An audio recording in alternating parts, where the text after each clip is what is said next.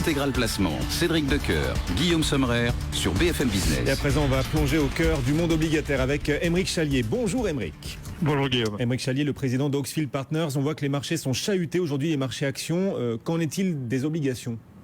Alors sur les marchés obligataires, ça se passe plutôt bien sur les pays développés, on va dire les pays de réserve qui sont là pour sécuriser le marché, c'est-à-dire les États-Unis et l'Allemagne essentiellement. Pour le reste, c'est un peu plus difficile, un peu plus compliqué, avec des écartements de primes de risque, de spread. Ça va des pays comme l'Italie, où on a quelques écartements de taux d'intérêt jusqu'au crédit, et bien évidemment les pays émergents, Ukraine et Russie. Voilà. Alors la Russie, justement, elle a dû annuler à nouveau une émission obligataire il y a quelques heures. Est-ce que c'est grave ? Est-ce que la Russie doit beaucoup émettre cette année ? Et où en sont les taux russes là aujourd'hui ?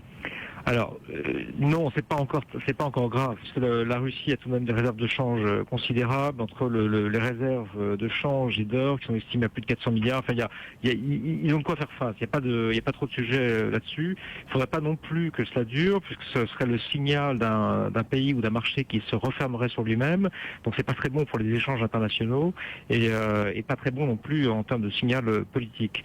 Donc pour l'instant c'est pas inquiétant. Notons simplement juste quand même que les taux russes sont montés de 300 BP sur un an, 200 points de base sur ce début d'année 2014. Donc ce sont des tensions sensibles